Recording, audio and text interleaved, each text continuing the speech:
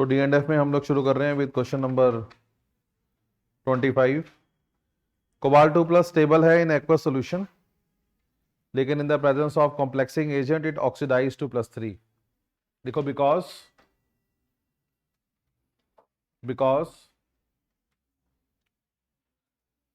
higher the charge on metal, because higher the charge on metal, more is the stability of complex. Higher the charge on metal, more is the stability of complex.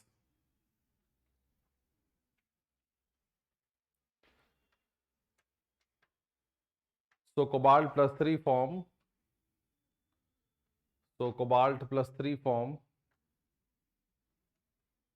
more stable complex than cobalt +2.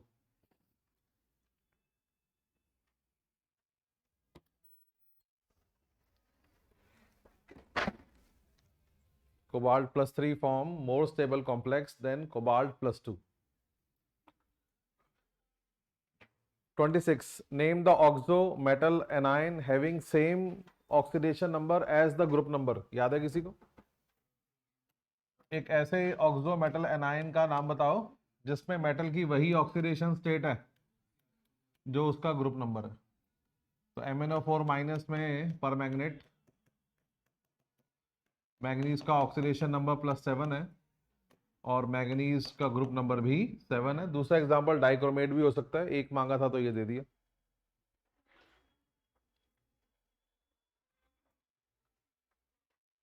#27 What is lanthanoid contraction? Reason, consequence.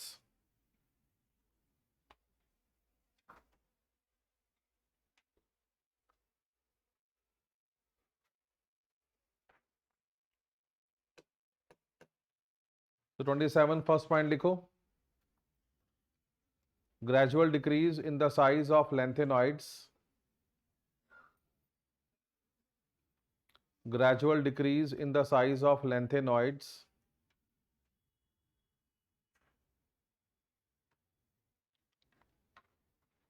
from lanthanum to lutetium,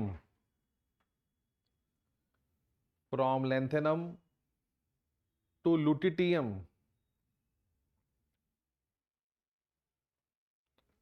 is called lanthanoid contraction. Lanthanum to lutetium is called lanthanoid contraction.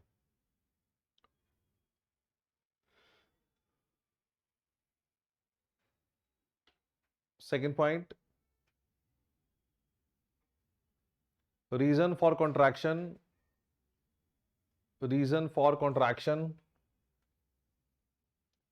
is poor shielding effect. Reason for contraction is poor shielding effect by 4f orbitals. 4f के orbital अच्छा shield नहीं करते, बाहर के electron पे nucleus की attraction जितनी पड़नी चाहिए उससे ज्यादा बढ़ती है, जिससे साइज में गिरावट आती है। Third point, consequence, atomic size of 4d and 5d series become equal. Atomic size of 4d and 5d series become equal.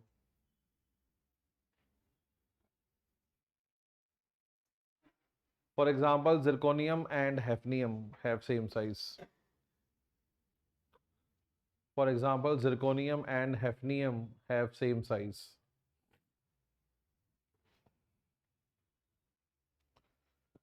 तो तीनों ही पॉइंटर्स बिल्कुल सटीक टू द पॉइंट और एग्जैक्टली यही बोर्ड में देने हैं आपको। 28th, name the lanthanoid. आपको याद है लेंथेनॉइड की जो फेवरेट स्टेट होती है वो +3 होती है। सारे +3 दिखा के खुश हैं। कुछ लेंथेनॉइड है वो +4 भी दिखाते हैं +3 के अलावा। वो कौन है? Cerium and terbium. और कुछ ऐसे भी लेंथेनॉइड है जो +3 के अलावा +2 दिखाते हैं, वो है यूरोपियम एंड यट्रीबियम। तो सबकी स्टेबल स्टेट एक ही है +3, पर +3 के अलावा सीरियम और टर्बियम +4 भी दिखाते हैं और यूरोपियम एंड येट्रिबियम +2 भी दिखाते हैं। अगला आ रहा है 29 EU2+ reducing agent, Ce+4 oxidising agent. तो मैंने बता दिया आपको कि हालांकि यूरोपियम +2 दिखाता है लेकिन स्टेबल स्टेट तो सबकी एक ही है।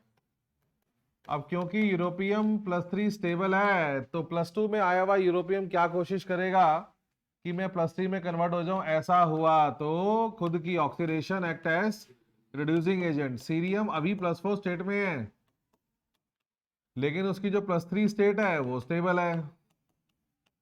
+4 में आया हुआ सीरियम क्या कोशिश करेगा, मैं +3 में कन्वर्ट हो जाऊं। ऐसा हुआ तो खुद की reduction act as oxidizing agent. तो बस आप ये इक्वेशन ही लिख लो, कहानी लिखने की जरूरत नहीं है।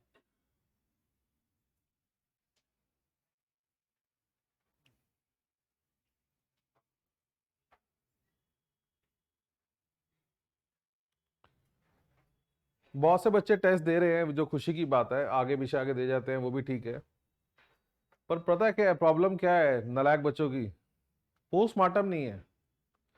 अगर आपने कोई भी क्वेश्चन गलत किया है और अगर उसके आंसर से आप इत्तेफाक नहीं रखते या आपका समझ नहीं आ रहा, तो ये जो चुप्पी आपने साध ली है सवाल ना पूछने की, ये आपको मारेगी।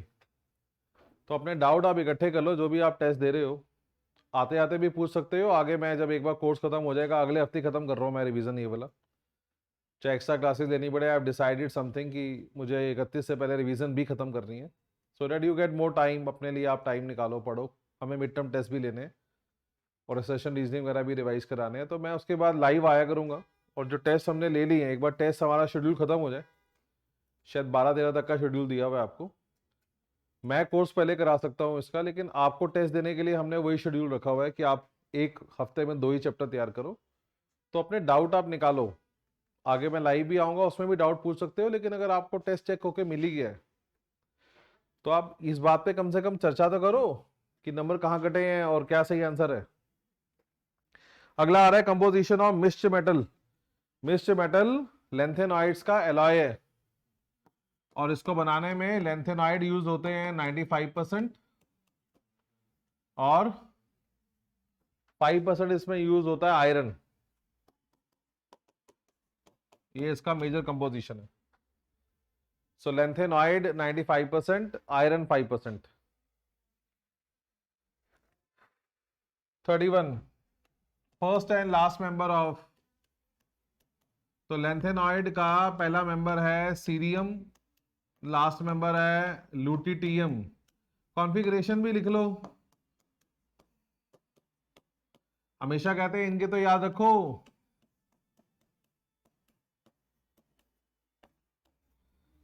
और जो एक्टिनॉइड्स हैं उनका पहला मेंबर है थोरियम और लास्ट मेंबर है lawrencium.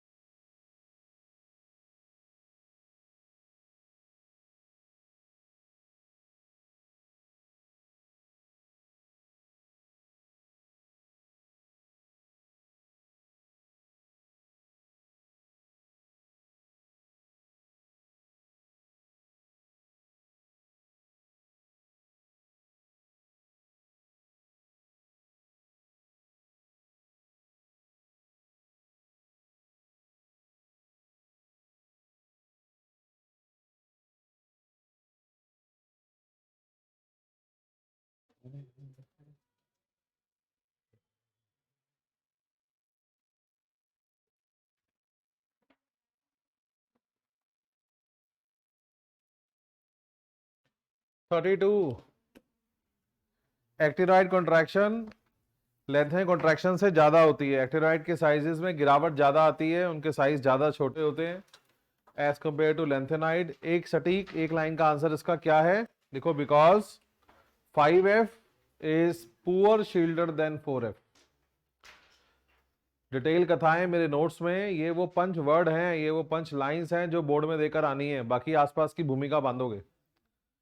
5f is poor shielder than 4f। Lanthanide में 4f ऑर्बिटल भरा जा रहा है, एक्टिनोइड में 5f। 5f ज्यादा पुअर शील्डर है।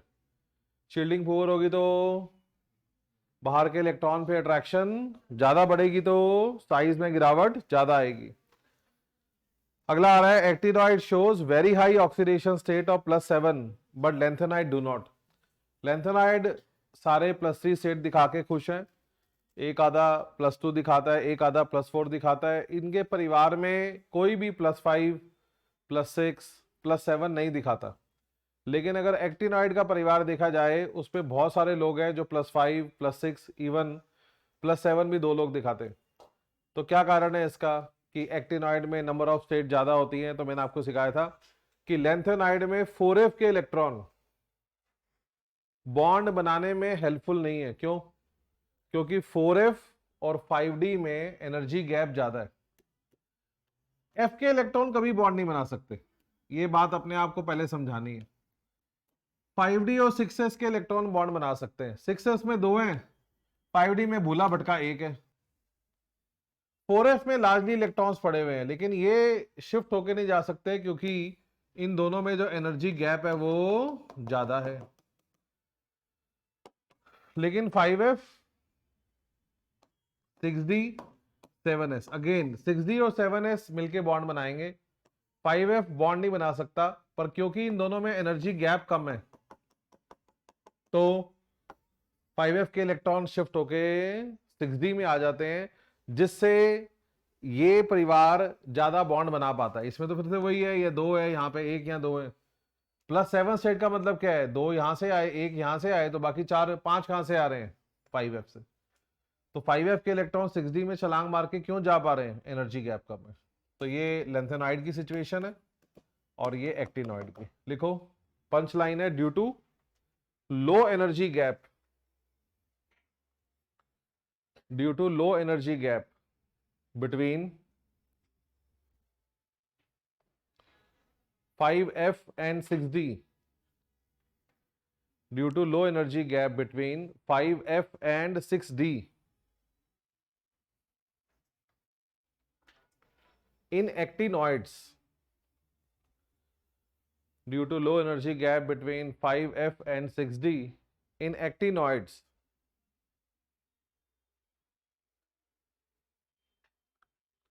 5f electrons can participate in bonding. 5f electrons can participate in bonding.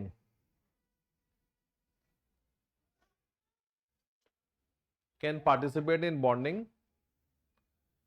resulting in high oxidation state. Resulting in high oxidation state. ये बनाओ।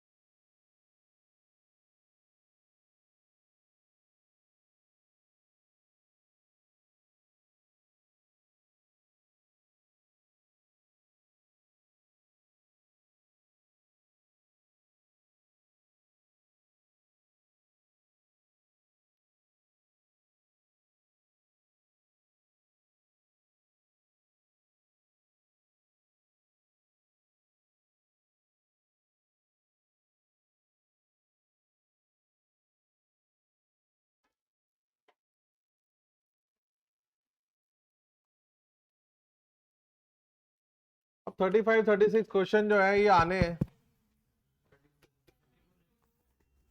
34 आ रहा है जी, why chemistry of actinoid is complicated. लिखो due to radioactive nature, due to radioactive nature of actinoids, due to radioactive nature of actinoids, they are highly unstable, due to radioactive nature of actinoids they are highly unstable,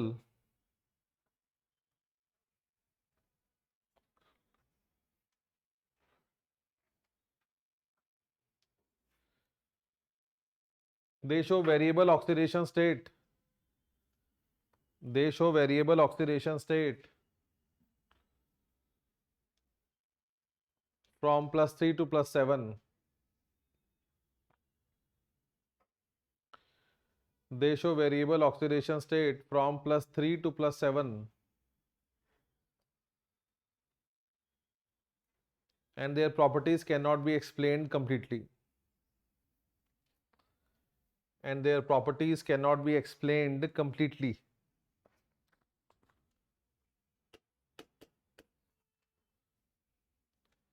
तो ये radio active है, short life है, इनकी properties को ढंग से explain नहीं किया जा सकता because of the radio active nature. Oxidation state के बारे में एनसीईआरटी हमेशा बात करती है, इसमें कि भी देखो वेरिएबल स्टेट दिखाते हैं, एक्सप्लेन करना मुश्किल लगता है बिकॉज द कोर रीजन, एक वर्ड का जो आंसर है वो है रेडियो एक्टिव नेचर। तो 35-36 क्वेश्चन आना है, अभी आपकी मेमोरी पे आप कितना लिख के देखते हो। होता ही है कि पढ़ना पड़ता है एक्चुअली, जब हम अंडरस्टैंड करते हैं कि यार ये चीज इंपॉर्टेंट है, फ्यूल सेल की इक्वेशन इंपॉर्टेंट है, चार्जिंग डिस्चार्जिंग इक्वेशन इंपॉर्टेंट है। ऑर्गेनिक में कहा 200 रिएक्शन भी टूटे फूटे ही सही याद करके बैठे ही हो, तो इनऑर्गेनिक में ऐसी बेरुखी क्यों। यहाँ तो रिएक्शन भी कम है याद करने वाले, 10-12 से ऊपर है ही नहीं। तो आपको इन पे जरा ध्यान लगाना चाहिए। अब समय आ गया कि आप 2-3 दिन रोज इन्हें लिख के देखो।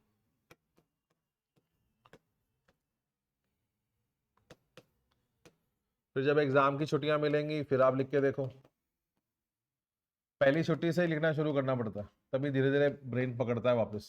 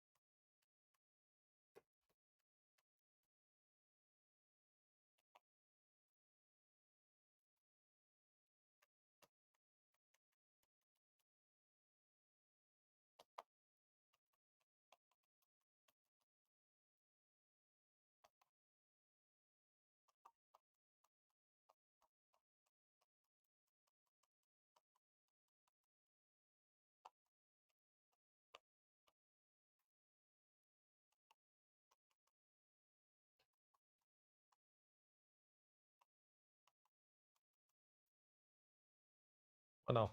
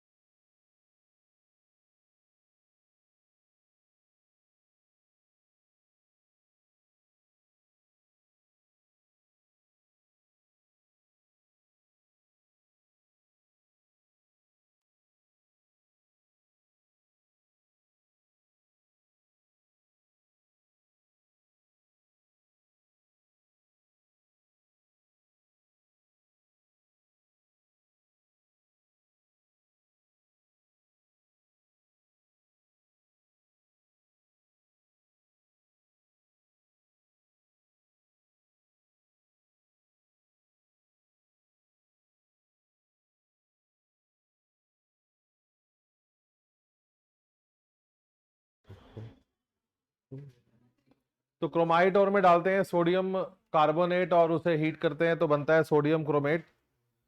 सोडियम क्रोमेट में डालते हैं एसिड तो बनता है सोडियम डाइक्रोमेट, और सोडियम डाइक्रोमेट में डालते हैं KCl तो बनता है पोटेशियम डाइक्रोमेट। पायरोलुसाइट और में डालते हैं बेस ऑक्सीजन तो बनता है पोटेशियम मैग्नेट, और मैग्नेट आयन में एसिड डालते हैं तो बनता है परमैंगनेट एंड MnO2। ये अपने में डिस्प्रपोर्शनेशन रिडॉक्स रिएक्शन है। कंप्लीट द फॉलोइंग में भी इसलिए ये कई बार बोर्ड में आया हुआ है, ये अपने आप में एक रिएक्शन है पूछने वाला। इसमें यहाँ पे मैंगनीज की ऑक्सीडेशन स्टेट +6 है, यहाँ का जो मैंगनीज है वो +7 है, और यहाँ का जो मैंगनीज है वो +4 है। Same element oxidize as well as reduce. तो ये अपने आप में बहुत इंपॉर्टेंट चीज है। आगे बढ़े।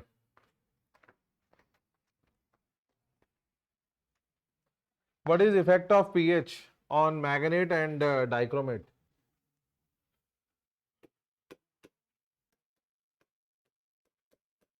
तो पर मैग्नेट में अगर आप बेस डालते हो तो ये मैग्नेट में कन्वर्ट हो जाता है, और मैग्नेट में अगर आप एसिड डालते हो तो ये वापस आ जाता है पर मैग्नेट में। This is pink, this is green.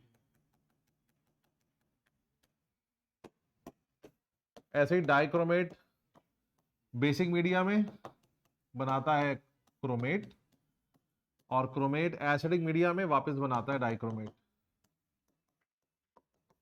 Orange, yellow.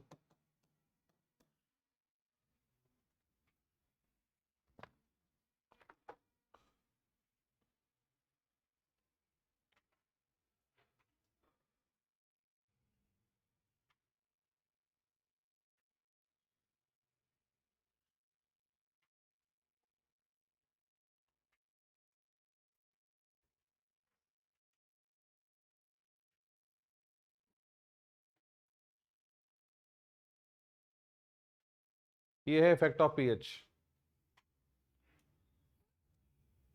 38,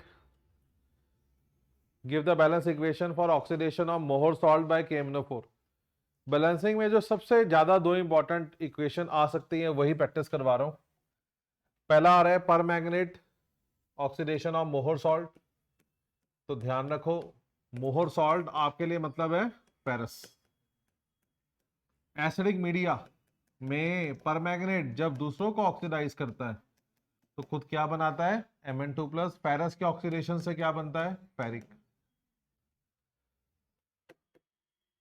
reduction equation permanganate 8H+ आप अपने आप बैलेंस करोगे, main element balance, oxygen, hydrogen. मैं नेट इक्वेशन लिख रहा हूं।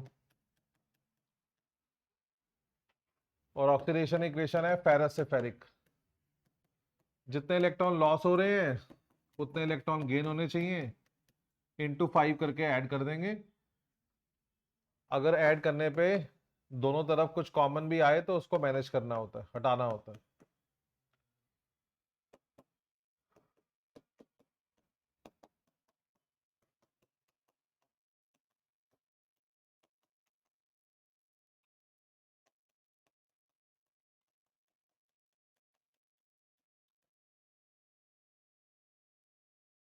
लिखो।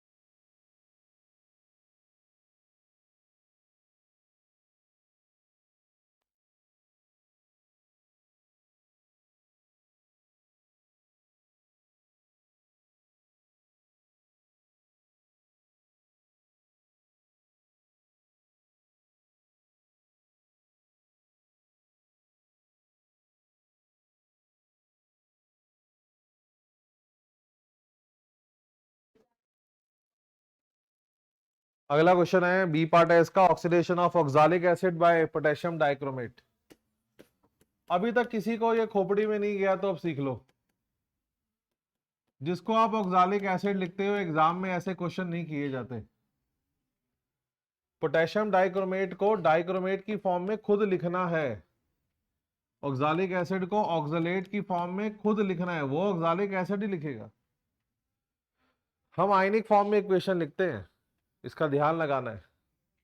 डाइक्रोमेट जब दूसरों को ऑक्सीडाइज करता है एसिडिक मीडिया में तो खुद रिड्यूस होकर बनाता है क्रोमियम 3+, ऑक्सलेट की ऑक्सीडेशन से बनता है CO2।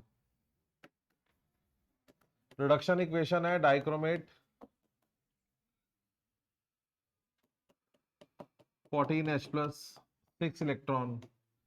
ये याद करने के लिए नहीं कह रहे हैं, आप बैलेंस करोगे अपने आप, मुझे नहीं कराना, मैंने काफी सिखा दिया है ये, इसको मैं बैलेंस बार बार नहीं करवाता, वो आपको देखना है। Main element balance, oxygen, hydrogen,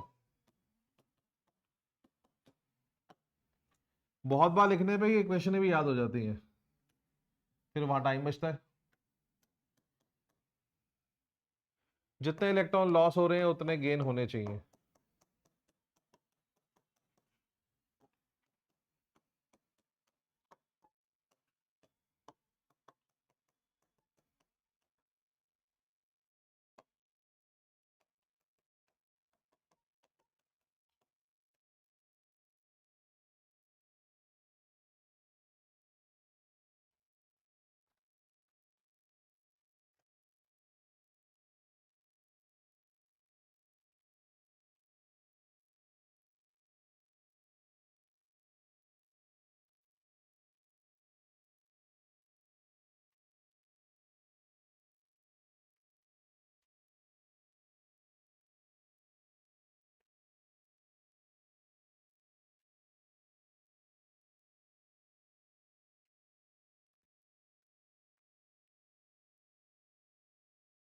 अगला है oxidation of iodide by permanganate in basic media.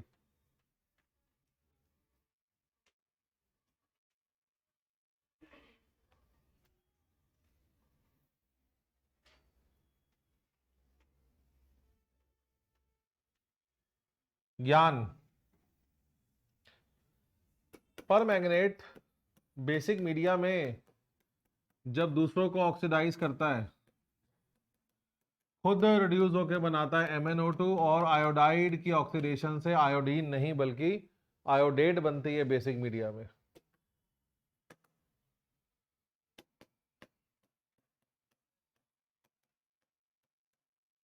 आप लिखोगे नहीं, अब यहां देख लो आप, ये हमें पूरा समझाना पड़ेगा आपको, इसी बहाने आप बाकी बैलेंसिंग के भी रूल्स दोबारा सीख लोगे। तो बेसिक मीडिया बैलेंसिंग में रूल यही है कि पहले एसिडिक को फॉलो करो, मेन एलिमेंट बैलेंस, जहां ऑक्सीजन कम है वहां पानी डालो, जहां हाइड्रोजन कम है वहां H+ डालो, जहां प्लस चार्ज ज्यादा है वहां इलेक्ट्रॉन डालो।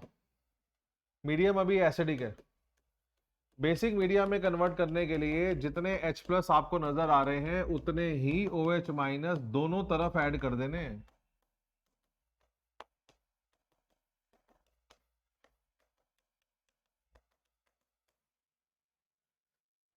फिर एक स्टेप बचाते हैं हम लोग, इसका क्या बन जाएगा, पानी, कितने पानी, 4, वहां पे कितने हैं, 2, कट के 2 रह गए।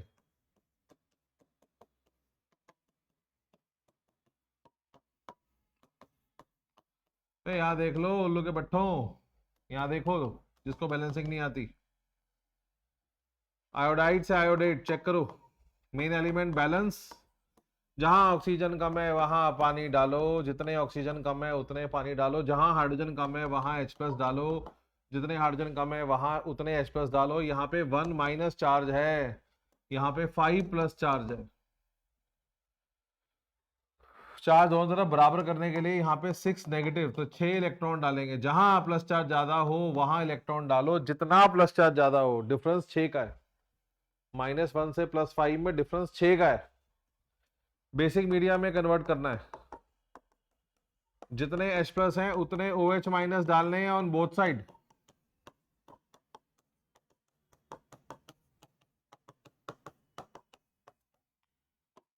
छह H+ और 6 OH- बनाएंगे, 6 पानी, यहां पे थे 3 पानी, कट के पानी 3 वहां रह जाएगा।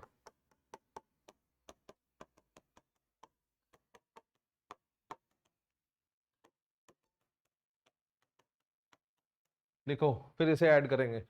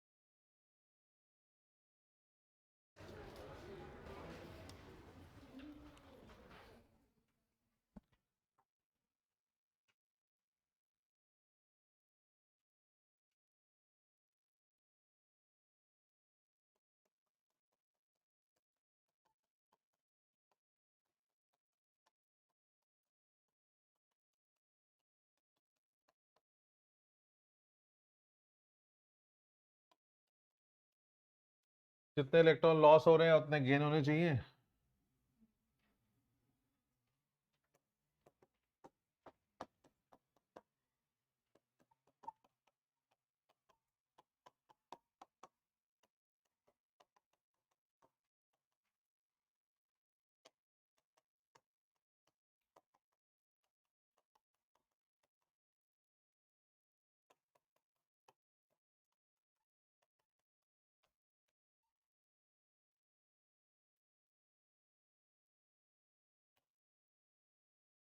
पानी गया, हाइड्रोक्साइड गया।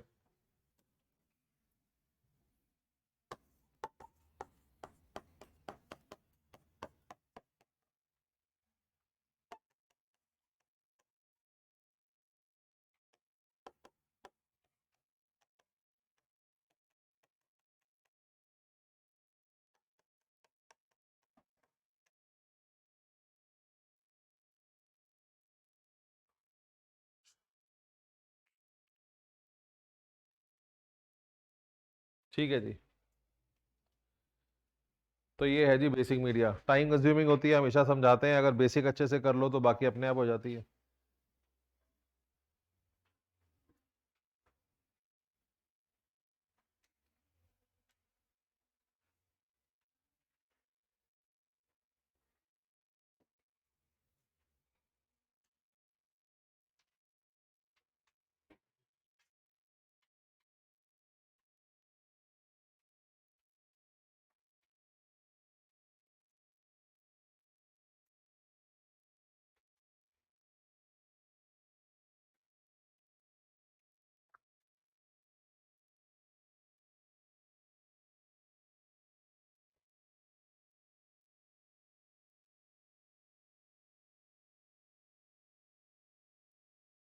39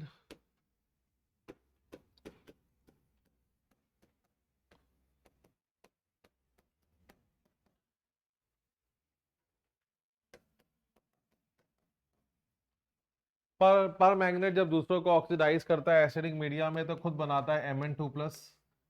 सल्फाइड के ऑक्सीडेशन से सल्फर बनता है। आधी बैलेंसिंग कर रखी है तो बहुत ही आसान काम है। मैग्नीज 2 हो गए, सल्फर 5 हो गए, H+ और oxygen they will combine to form water. H+ 16 है तो पानी 8 हो गए।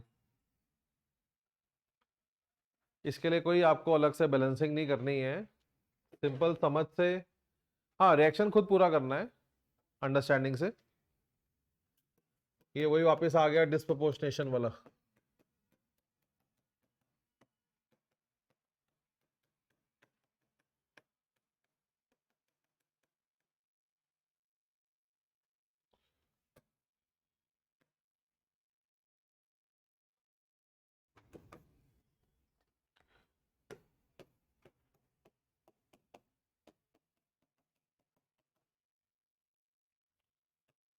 ज्ञान, डाइक्रोमेट जब दूसरों को ऑक्सीडाइज करता है एसिडिक मीडिया में तो क्रोमियम आयन बनाता है। फेरस के ऑक्सीडेशन से फेरिक बनता है, अगेन पानी बन जाएगा इनका।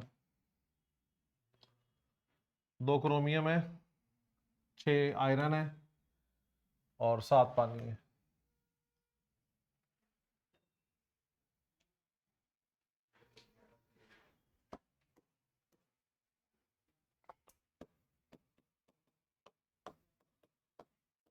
KMnO4 को हीट करेंगे।